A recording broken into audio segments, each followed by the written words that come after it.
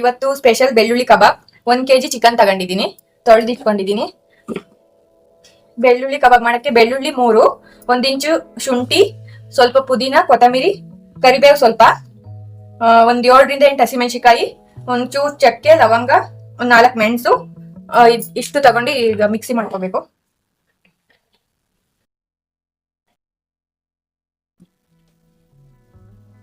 ಇದು fine paste ಮಾಡ್ಕೊಬೇಕು.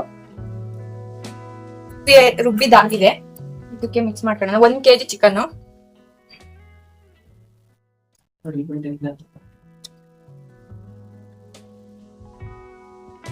ಕಡ್ಲೆ ಹಿಟ್ಟು 1-2 ಸ್ಪೂನು, 1 ಸ್ಪೂನ್ ಕಾರ್ನ್ಫ್ಲೋರ್ 1.5,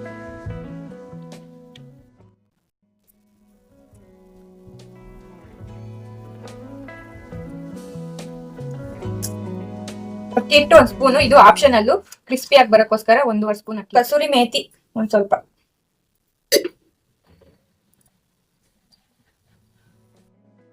ಉಪ್ಪು ರುಚಿಗೆ ತಕ್ಕಷ್ಟು ಎಲ್ಲ ಹಾಕಿ ಕಲಿಸ್ಬೇಕು.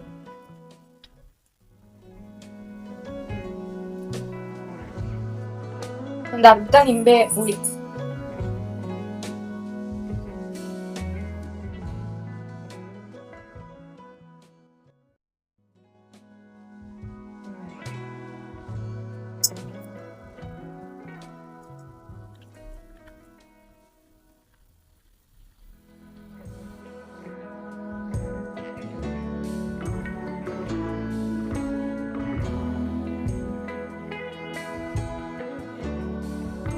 ಇಷ್ಟೇ.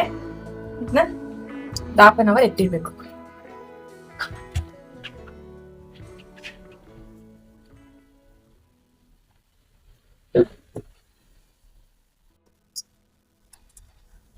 ಅವಾಗ್ಲೇ ಕಬಾಬಿ ಕಲ್ಸಿಟ್ಟಿದ್ದು, ಅರ್ಧ ಗಂಟೆ ಆಗಿದೆ.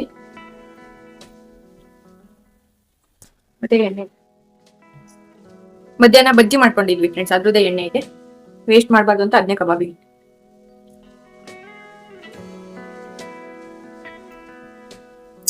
ಫಸ್ಟ್ 1-2 ಹಾಕಿ ಉಪ್ಪು ಆಗೈತೆ ಇಲ್ವಾ ಚೆಕ್ ಮಾಡಿ, ಆಮೇಲೆ ಇನ್ನೊಂದೆರಡು ಹಾಕೋಣ.